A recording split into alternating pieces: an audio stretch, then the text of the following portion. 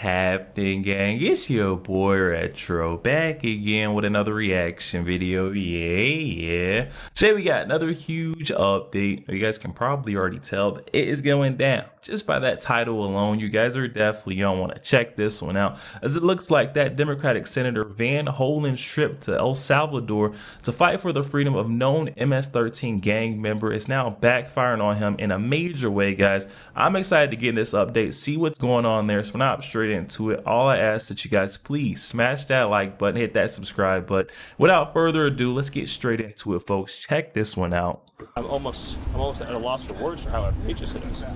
Here's an individual, the man who has been deported to his home country of El Salvador, who has been repeatedly documented by multiple federal and state authorities to be a member of MS-13, one of the most violent and ruthless criminal organizations on planet Earth, which is now a designated foreign terrorist organization, and an individual who has been incredibly implicated in human smuggling and human trafficking, an individual who is a documented woman beater, somebody who has viciously assaulted a woman in ways that shock the human conscience. That is who the Democrat Party is going to provide aid, solace, and comfort to, not to Senator Van Hollen's own constituents, like the Morin family. Rachel Morin was viciously beaten, brutally raped, and murdered, and her mother never even got a phone call from Senator Van Hollen. Or Kayla Hamilton, a young girl who was attacked in a public restaurant, raped in the bathroom, and beaten to death and murdered by an illegal alien that Joe Biden set free into the country. None of those people elicit human sympathy from Senator Van Hollen. How broken is that man's heart? How broken is his conscience that he doesn't have even an ounce of empathy or time or concern to share with those families? Or how many of his citizen constituents have been killed by the fentanyl that Joe Biden allowed into this country, by the cartels that made a fortune off of human trafficking and smuggling into this country, or the children in his state that cannot even get a good education or good health care because of the mass migration that has occurred into his state? None of that concerns him in the least. You know, his heart is reserved for an illegal alien who's a member of a foreign terrorist organization. I'm beyond appalled. Stephen, can you confirm if the head of the IRS was removed from his position in that? I don't have any update on the IRS right now, but as soon as we have one, we'll get it to you. Any other questions? What about your what can we foresee? What you can foresee happening? Well, the president has been very, very clear in his criticisms and disappointment, and he said it perfectly.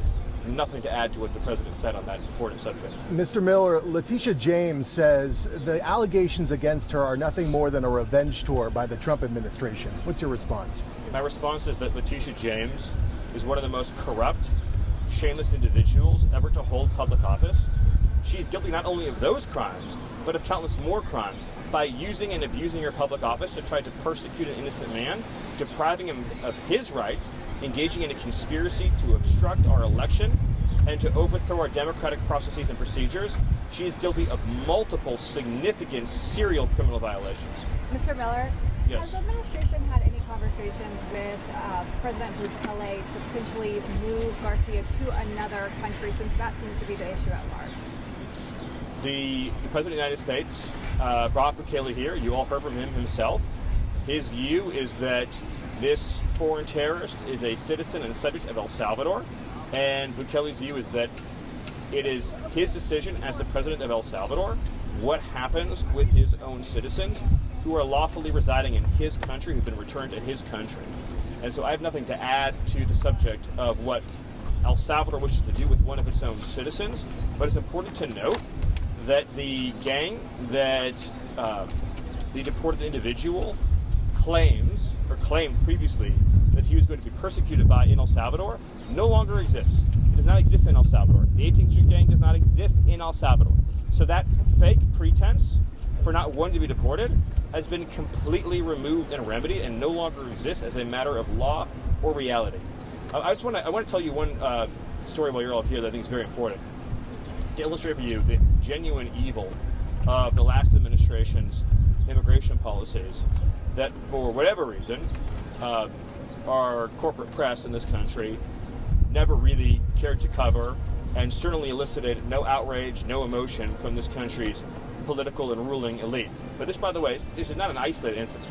This is the kind of thing that we discover not only every day, but every hour. But this illustrates how inhuman the policies were of the previous administration and how many thousands of lives we were saving by upholding and enforcing our laws. So there was a 14-year-old girl that we discovered who was trafficked across the border in the previous administration, stolen from her family in her home country. The Biden administration made no attempt to return her to her home country, or to return her to her family in her home country, or to reunify her in any way with her family in her home country. Instead, they resettled her in the United States with a so-called sponsor.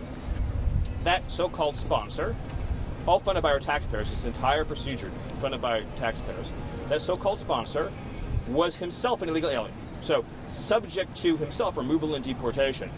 Again, the Biden administration did not deport the sponsor, but handed the girl over to the sponsor. The sponsor claimed to be that girl's brother. He was not, in fact, her brother. The Biden administration, of course, did not attempt to verify this in any way, shape, or form, as they did not for the hundreds of thousands of minors that were placed in the hands of illegal aliens. They know they were being lied to. They didn't care they were being lied to. This individual was an illegal alien who had no familial relation with this young girl. What happened next will not surprise you, although it will sadden you. He raped the 14-year-old girl and impregnated her. So the Biden administration took a young girl, took her away from her family, brought her into the United States, resettled her with an illegal alien, 26-year-old adult male, subjected her to rape and what anyone would describe as torture. So the young girl was tortured and raped and impregnated as a result of the choices made by the Biden administration. When this case was brought to the Biden administration for prosecution, they turned it down and did not even prosecute the case. So it's evil on top of evil on top of evil. And I am not interested in moral lectures from anyone in this country, whether they be in the media or the Democrat Party or in the corporate press, about immigration policy when the left has been complicit in the greatest crimes against humanity that we have seen in God knows how many years in this country. A system that has turned human beings into fodder for the cartels and participated in the mass rape and exploitation of children and the mass murder of Americans. That's what we're fighting against, that level of evil and depravity. And if you are weak or soft or passive in the face of evil, then you will be conquered by it. And this country will be conquered by it. And we will not be a free country anymore or a safe country. We'll be a country ruled by cartels and gangs and terrorists. That's the stakes. Those are the stakes in what we are doing right now. I have time for one more question. Mr. Mayor, I wanted to ask you about, yes. You mentioned Bukele and the fact that Garcia is now in El Salvador's custody, but the question is, has President Trump expressed any interest at all in seeing Garcia move to a different country, or would he want him to stay in El Salvador? Did he discuss that with Bukele or any of his advisors, specifically with immigration? Well, the Supreme Court has been abundantly clear when it overturned the lower court's ruling that the foreign policy of the United States cannot be compelled by district court.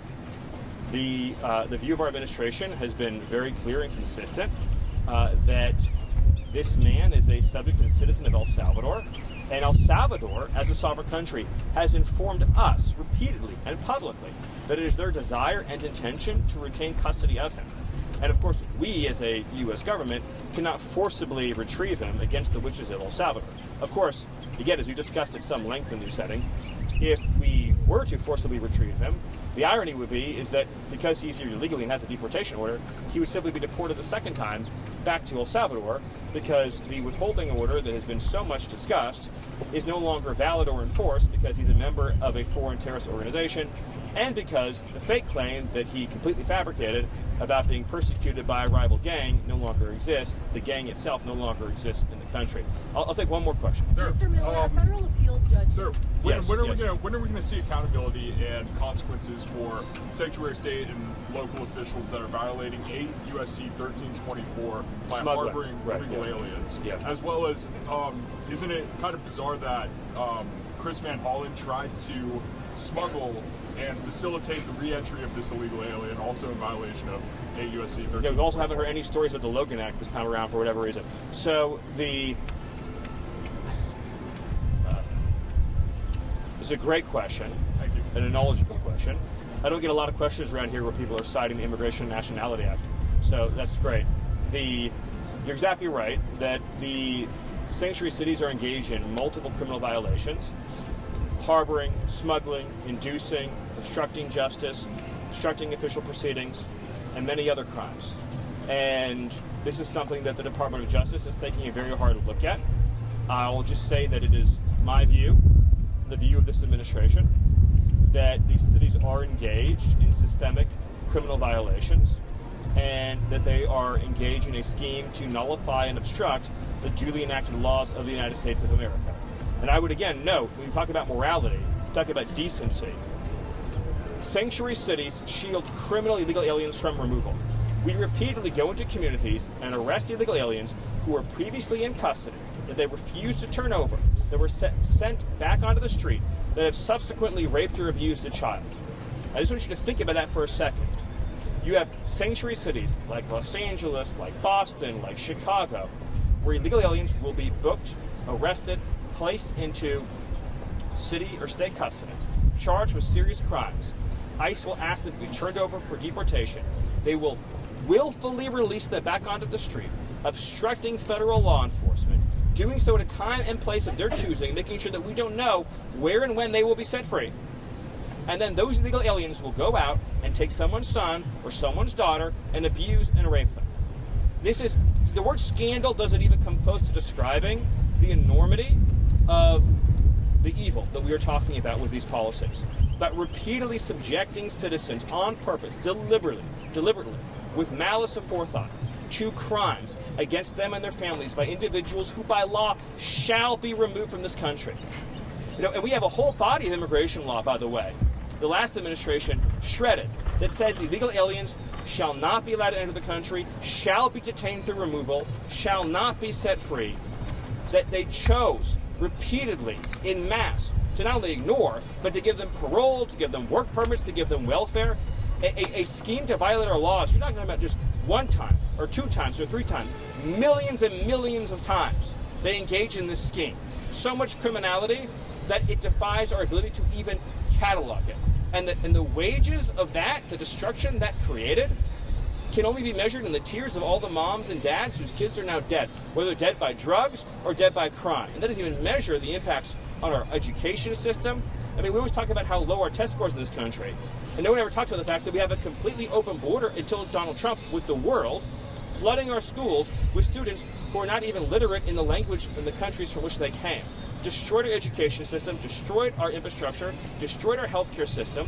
Where do Americans go to get their cities back? Where do they go to get their lives back? Where do they go to get their lost income? How many small businesses have been closed over the years because they were competing with illegal labor? How many lives and dreams have been destroyed?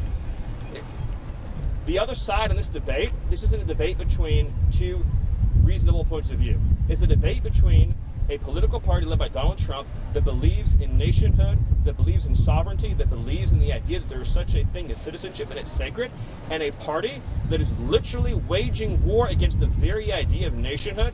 And as far as they're concerned, yo, there we have it, guys. Oh my goodness. I had to just let that one play all the way through, save my thoughts for the back end, because we need to get the full scoop on what's going on there. And once again, I'm sick to my stomach when it comes to these left-wing reporters and these mainstream media outlets. We've seen it right there. Stephen Miller talking briefly about a tragedy of a young 14-year-old girl. And then the immediate follow-up question from the reporters is coddling, placating towards this known gang member, criminal, illegal migrant, now inside of his home country detained. If they want him detained in his home country, that should say a lot. We don't want him back in our country. Folks are even asking, we heard them asking as a follow-up question, well, if he's not allowed back in the United States and he doesn't want to be in his home country detained, can we send him to an alternative country? How does that even make sense, guys? And that right there just shows you this issue is so huge. It's larger than what we think. These folks would rather go up to bat for a known criminal gang member than their American citizens. We're seeing them being beaten and battered, abused, just the violent acts that we're seeing being carried out. And these judges ought to be ashamed themselves to allowing these criminals to be released back onto the streets, back into our communities with where our family, our children play. Shame on them for not maintaining or even caring about the safety of their citizens, the people's lives that'll be affected by them just, catching and releasing these folks. The Biden administration, they did so much harm to our country, the open border policies, and now folks are concerned about these criminal migrants, the process in which they're being shipped back to their country. Does not make sense to me. Where was this question or concern when the Biden administration left our borders wide open and we were susceptible to all these different, criminal migrants coming in, flooding our country? That doesn't make sense to me. Why you guys care so much now? And the only reason why I could draw the conclusion of why they have so much question or concern about it now is because it's Donald Trump that's doing it. They're saying it's the big bad orange guy, and they can't get over that. They would rather see, the big bad orange guy, his mission not be complete and our country be unsafe than for Donald Trump to succeed on his mission and cleaning up our country, making America great and safe again. This is very disgraceful to see. Senator Van Hollen ought to be ashamed of himself, never even getting in contact with the victim's family. Rachel Morin's mother has never received a phone call from this senator, but he's doing visits, taking a trip all the way down to El Salvador, trying to fight for the freedom of a known gang member. This is insane, y'all. Definitely hop in the comment section. Comments are open. Excited to hear what you guys are thinking on this one. Also, make sure you guys please smash that like button, hit that subscribe button. If you enjoy more content like this, catch you guys in the next week.